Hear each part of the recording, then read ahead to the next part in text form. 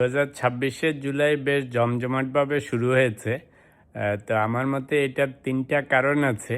এখন ৩ ধরনের জুলাই পালন শুরু হয়েছে।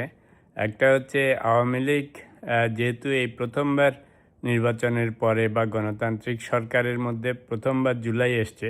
তো আওয়ামী লীগ একটু ওয়াটার টেস্টিং পন্থা নিয়েছে যে একটুখানি চেক করে দেখি আমাদের অবস্থান কেমন, সরকার কি করে, বিরোধী পক্ষ কি করে।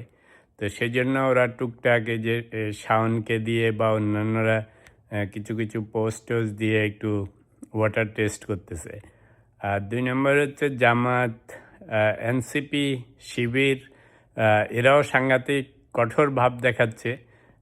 সেটা যেমন ওই যে রাজশাহী ইউনিভার্সিটির সেই জিএস আম্মার, ও আবার এর মধ্যে বাউন্টি প্রকাশ করেছে যে যদি কেউ শাওনকে থাপ্পড় মারতে পারে ১,০০,০০০ টাকা, আর যদি মেরে রক্ত বের করে দিতে পারে ২,০০,০০০ টাকা।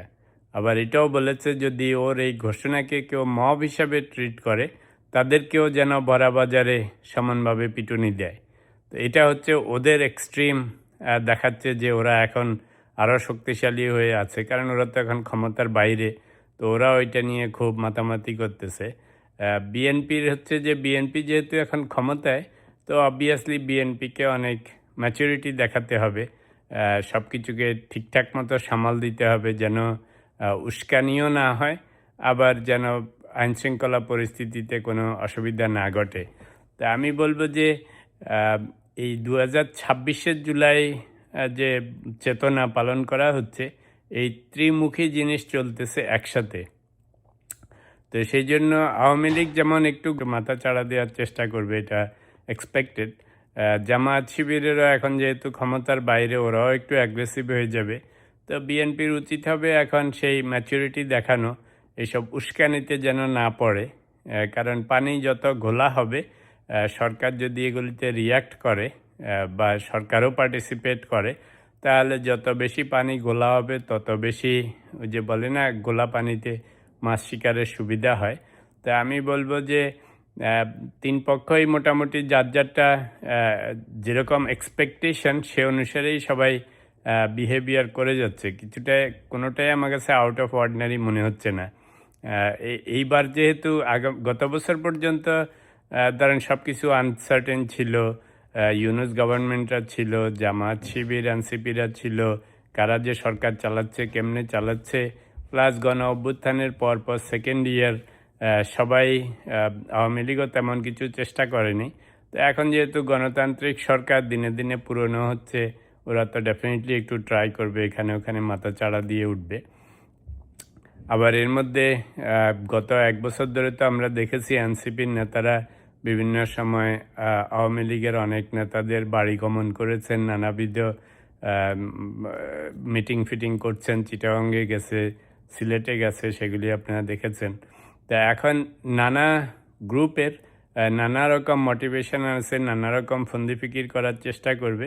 তো এর মধ্যে শুধু একটাই মেসেজ দিব বিএনপি সরকারের প্রতি, যে এই সমস্ত যত অ্যাগ্রেসিভ কিছু এখন হচ্ছে, এগুলি ওয়াচ করেন, আইনশৃঙ্খলা ঠিকঠাক বজায় রাখেন, কিন্তু অতিরিক্ত পার্টিসিপেটও করার দরকার নেই, অতিরিক্ত ক্রিটিসাইজও করার দরকার নেই, কারণ অন্য সব পক্ষের এখন কাজই হবে পানি ঘোলা করা।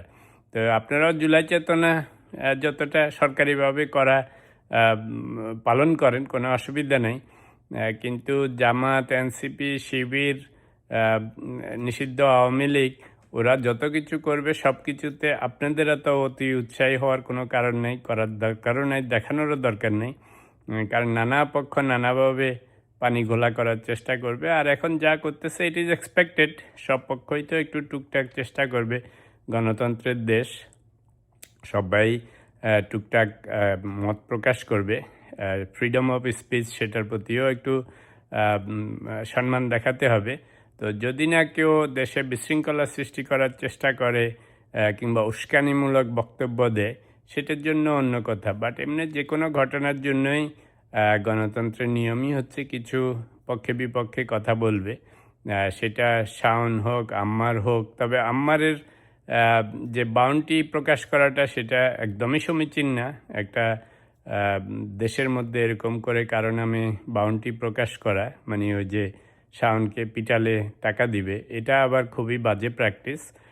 যদি যেমন অনেকে মামলা মোকদ্দমা করেছে সেটা ঠিক আছে, যদি মানহানি হয় সেটার জন্য ঠিক আছে, আইনশৃঙ্খলায় যদি কোনো গোলমাল করে সেটা ঠিক আছে, বাট প্রত্যক্ষভাবে কারো মাথাকে কাউকে পিটানোর জন্য বাউন্টি প্রকাশ করাও ঠিক হবে না। যাই হোক, এই সব কিছু চিন্তা করে বলছি যে আমার কাছে মনে হচ্ছে জিনিসটা খারাপ না। জুলাইতে যেহেতু গণ অভ্যুত্থান হয়েছে, পক্ষ বিপক্ষ তখন ছিল, এখনও আছে। গণতন্ত্রের পক্ষ বিপক্ষ সবসময় থাকবে। তবে সরকারের উচিত হবে এখন খুব ম্যাচুরিটি দেখিয়ে আইনশৃঙ্খলা ঠিকঠাক রাখা এবং কোনোভাবেই কোনো উস্কানিতে যেন ওনারা জয়েন না করেন এবং কোনো রকম উস্কানিকে যেন আবার অতিরিক্ত কঠোরভাবে হ্যান্ডেলও করতে না যান। যদি নর্মাল কোর্সে মানুষ পক্ষে বিপক্ষে বক্তৃতা, বিবৃতি, মিছিল, মিটিং টুকটাক করে, ইজ ফাইন, যতক্ষণ না আইনশৃঙ্খলার অবনতি হয়।